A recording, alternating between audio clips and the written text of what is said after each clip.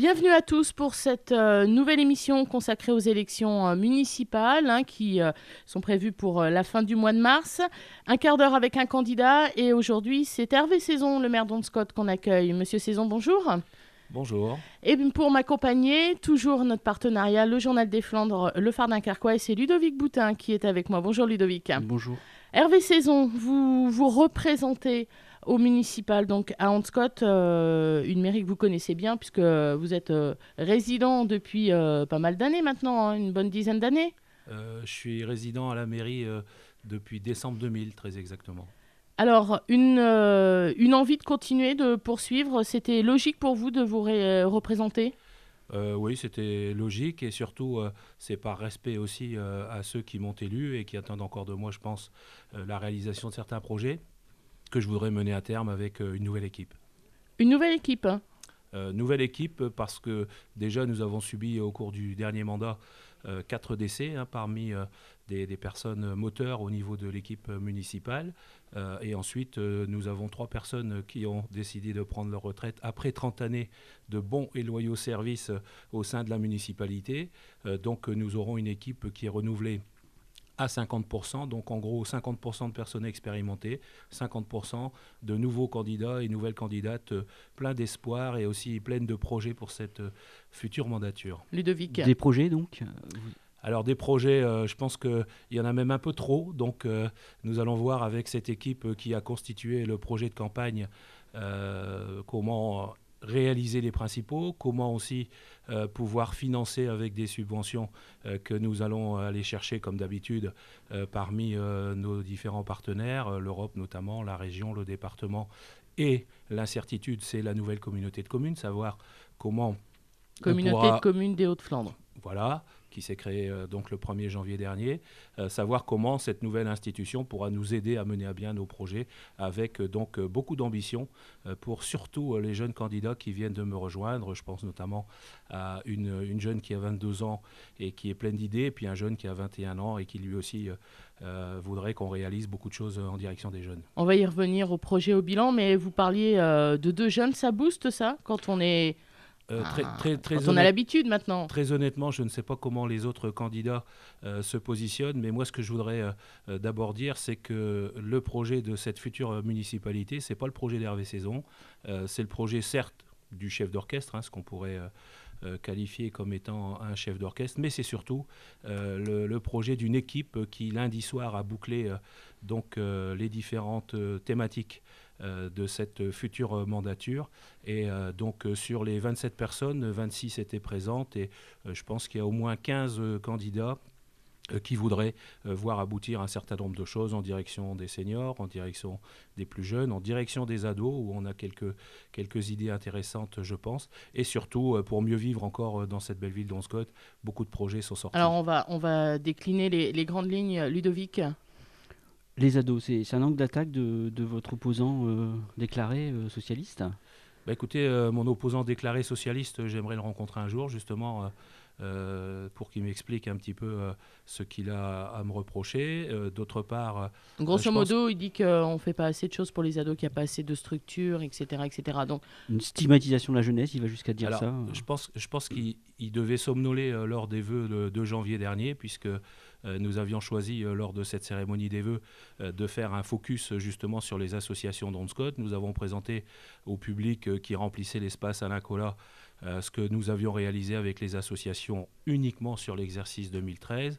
On a projeté quelque chose comme 400 photos. Sur les 400 photos, il y en avait 200 au moins qui concernaient la jeunesse. Donc j'ai un peu de mal à comprendre sa position. Alors, vous avez l'ambition de continuer, de poursuivre un bilan à destination de la jeunesse que vous semblez déjà satisfaisant, mais qu'est-ce que vous voulez faire davantage ? Par rapport à la jeunesse ? Par rapport à la jeunesse. Alors, on décline ça sur plusieurs secteurs. Donc déjà, le secteur petite enfance. Sur ce secteur petite enfance, on aura bien sûr à répondre à la loi sur la nouvelle réforme des rythmes scolaires. Donc, pour ce faire, nous avons déjà commencé le travail très en amont avec les enseignants, avec les parents d'élèves et aussi avec les associations et les partenaires pour pouvoir répondre au mieux dès la rentrée de septembre aux préoccupations de la municipalité pour que les rythmes scolaires soient une réussite en direction de la petite enfance. Nous essayerons aussi de conforter l'activité des petits poussés, c'est-à-dire le centre de loisirs permanent, et qui devra donc, je pense, au niveau du personnel, s'étoffer quelque peu pour répondre aux attentes. Et puis alors, on a justement cette nouvelle thématique en direction de la jeunesse. Je dois vous dire qu'on a déjà essayé à plusieurs reprises de fédérer les adolescents autour d'un conseil municipal de jeunes ou d'autres structures. Vous savez que ça marche très bien et depuis 25 ans maintenant au niveau du conseil municipal d'enfants jusque le CM2, donc la sortie de l'école communale. Mais pour les ados, on a toujours eu beaucoup plus de difficultés. Et donc, un des points forts que nous allons mettre en place et qui donc pourrait porter ses fruits, c'est que nous allons inviter systématiquement les jeunes après notre réélection à toutes les commissions municipales de manière à ce qu'ils apportent un avis par groupe. C'est-à-dire que bien sûr... D'avoir une attitude citoyenne. Tout à fait. C'est-à-dire qu'on ne veut pas non plus faire des grands-messes où on va nous prôner nos projets, puis les jeunes n'auront qu'à hocher la tête pour dire oui ou non. On les intégrera dans des commissions municipales, qu'on appellera d'ailleurs extra-municipales pour être conformes à la loi, et là, ils pourront s'exprimer et nous donner leur point de vue. Alors, le temps passe vite. Quand on se projette comme ça sur un nouveau mandat, on s'appuie aussi sur un bilan. Hervé Saison, donc notre invité sur Delta FM, maire d'Hondscott et qui se représente au municipal. Le bilan que vous tirez de votre dernier mandat, il est marqué par quoi avec Ludovic, on a retenu quelques thématiques, notamment l'imposition qui a baissé, la dette qui a baissé. C'est une satisfaction, ça ? Alors, c'est une satisfaction pour moi parce que je suis contribuable, mais c'est surtout une satisfaction pour tous nos administrés qui ont vu donc leur impôt diminuer depuis 2008. Et je dois même vous dire que ça m'a causé quelques difficultés parce que paradoxalement, beaucoup d'élus, beaucoup de maires, même s'ils ont ce qu'on appelle un fonds de réserve ou un excédent, eh bien, ne tiennent pas à baisser les impôts en ayant toujours peur du lendemain. Moi, j'ai toujours considéré que, il ne fallait pas avoir peur du lendemain, il fallait assumer ses responsabilités. Et d'autre part, lorsque nous avions un petit potentiel en caisse pour diminuer les impôts, il fallait le faire parce que vous savez que 2008, ça a été aussi le début de la crise. On sait que nos concitoyens ont beaucoup souffert et souffrent encore. Et donc, il fallait absolument qu'on marque notre intérêt pour la baisse des impôts, ce qu'on a fait. C'est plus flagrant sur la dette. La baisse d'impôts est de quelques points. Bon, c'est symbolique. Mais la dette, par contre, a fortement diminué depuis 2000. De 4 millions à 1,5 million. Alors, ça aussi, c'était un point fort dans ce qu'on voulait faire donc, pour pouvoir maintenant projeter donc, sur le futur mandat des investissements importants et surtout un fonctionnement dans notre ville qui sera satisfaisant. Donc, il fallait absolument baisser cette dette. Effectivement, c'est ce que nous avons fait de manière ultra significative.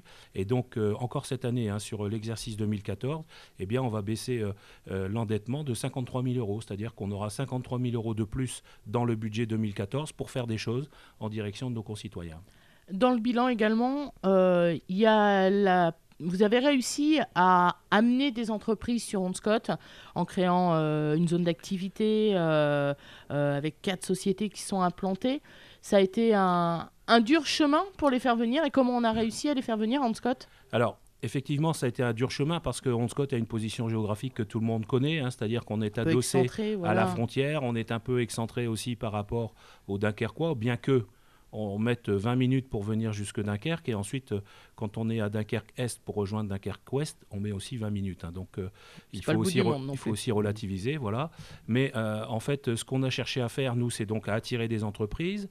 Pour attirer des entreprises, on s'est aperçu que souvent, les chefs d'entreprise veulent vivre sur le territoire où ils créent leur entreprise, ce qui paraît assez normal. Donc, on a favorisé justement l'accueil de ces nouveaux habitants en leur mettant à disposition des services et on s'aperçoit que quand le cadre est suffisant, quand l'embellissement de la ville va d'année en année en croissant et quand aussi on met à leur disposition un certain nombre de choses, eh bien, les jeunes entrepreneurs regardent d'un œil plus favorable vers chez nous. Vous allez encore construire, on voit 600 habitants depuis 2000, il y a une centaine, 120 maisons qui vont encore arriver.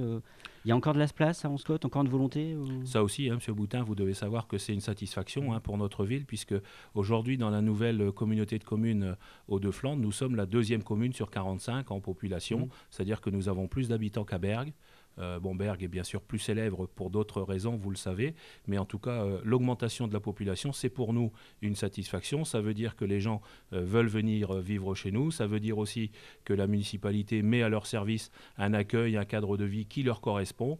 Et donc, on va terminer maintenant un lotissement qui va faire environ 120 parcelles. On y construira aussi un béguinage parce qu'il ne faut pas oublier, bien sûr, nos seniors. Les jeunes ménages auront toute leur place. Et derrière ça, nous entamerons au cours du mandat. Et d'ailleurs, un élu sera dédié à l'urbanisme pour mettre en place un nouveau plan local d'urbanisme qui pourra aussi donc faire évoluer notre belle ville d'Onscott dans les années futures. Vous avez un objectif de population Non, en fait, ce qu'on cherche à faire, c'est de conserver àOnscott son cadre donc de ville à la campagne, semi-rural, comme disent maintenant les étudiants, qui d'ailleurs, pour certains, cherchent aussi à venir habiter chez nous. Et donc, ce que nous cherchons, c'est à garder cette identité, qui est l'identité d'Onscott, qui est une ville agréable à vivre, une ville aussi où chacun a sa place, quel que soit le quartier où il habite. Et je pense qu'on va rester sur cette politique-là. Vous êtes sur Delta FM, en compagnie du maire d'Onscott qui se représente donc pour les prochaines municipales, Hervé Saison. Hervé Saison, vous avez aussi la particularité d'être une commune rurale et vous avez un attachement pour l'environnement.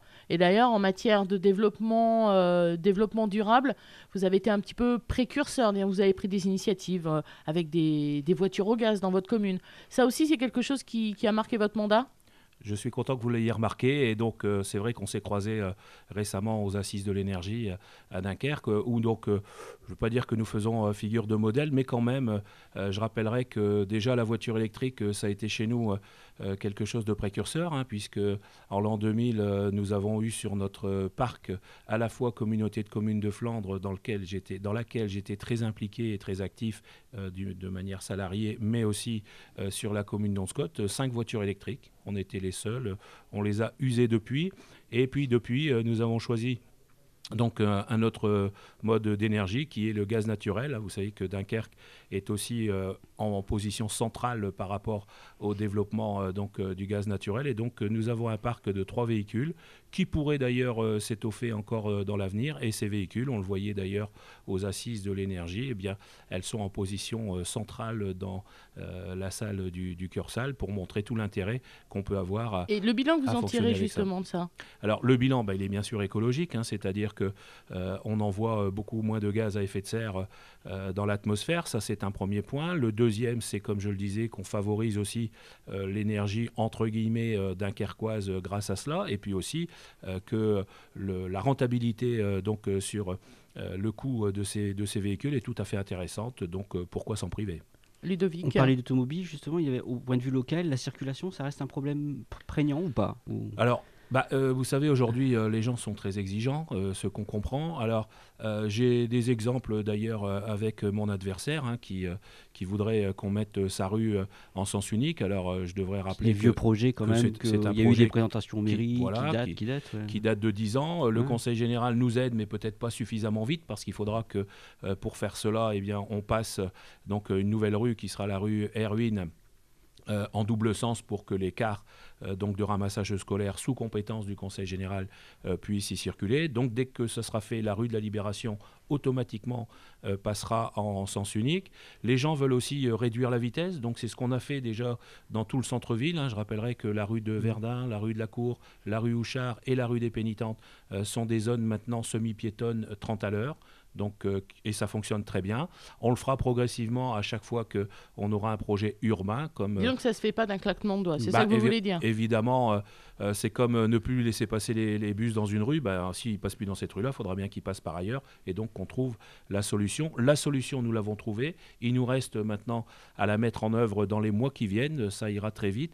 Et ce que je dirais aussi, c'est que les gens veulent qu'on réduise la vitesse devant chez eux. Mais très souvent, on remarque dès qu'ils sont ailleurs, eh bien, la limitation, ils l'oublient un petit peu. Donc ça aussi, ça fait partie de la citoyenneté qu'on doit inculquer et continuer à faire progresser dans la ville. Il nous reste une minute, oui, Ludovic. On parlait justement de sécurité routière. La sécurité, vous êtes un des rares maires à avoir mise en place la vidéosurveillance. Vous avez un petit bilan, un petit retour déjà? Alors, on a déjà un retour avec la gendarmerie, puisque 2 affaires ont été élucidées les mois derniers grâce à cette vidéoprotection. Je rappellerai que je me suis engagé et je n'ai jamais été visionné une seule image et je n'irai jamais, parce que le maire de la commune n'est pas le flic de service et le voyeur sur les activités de ses concitoyens.